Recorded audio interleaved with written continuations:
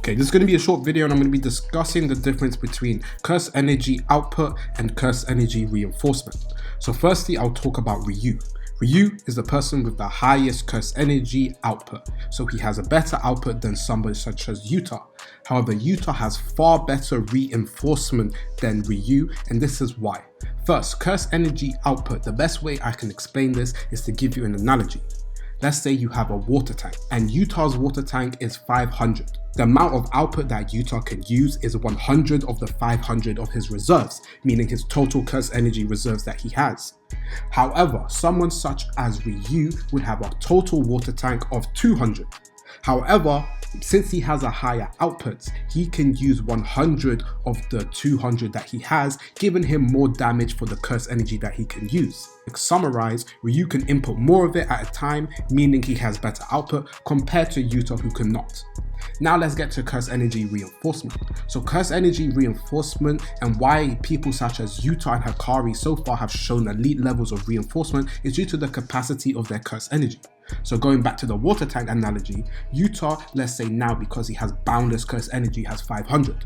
Now let's get somebody such as Hakari who has maybe 800 because he has unlimited curse energy. So the ability of using his curse energy to reinforce his body is because he has a lot of it. Moreover, because they have such things such as overwhelming, and let's compare this to something such as Reitsu or Nen in other series such as Bleach and Hunter x Hunter.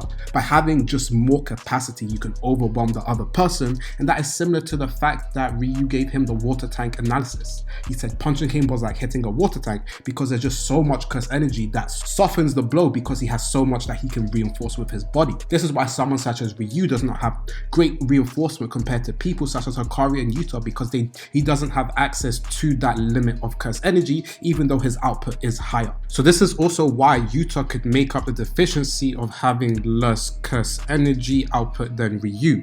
Because, for example, if we go back to the water tank analogy, let's say Yuta has a number of 100 for curse energy and Ryu has a number of 50.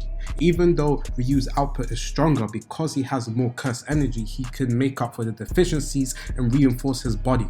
And the best way you can see is curse energy reserves as a water tank, and curse energy output is the flow rate of the water coming out of the faucet and how they can control it. And the final analogy to use is like a battery and electrical conductor. So Yuta has the bigger battery, but he can only output a certain amount in attack, compared to Ryu may have a smaller battery, but he can output so much from that.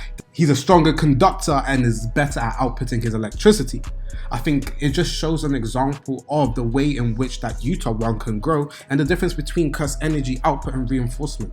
So some people such as Hakari and Yuta have such overwhelming curse energy that they can reinforce their body to make up for the deficiencies of that. Is why their attacks are so much damage, compared to somebody like Ryu who may have a limited amount of curse energy but he outputs it in the best efficiency, maximizing his damage. And that will be, in conclusion, the difference. I hope I've explained them well, and I hope you understand the difference between curse energy output and curse energy reinforcement. If you have any other things you would like to explain, let me know down below, and I have a video on vengeful spirits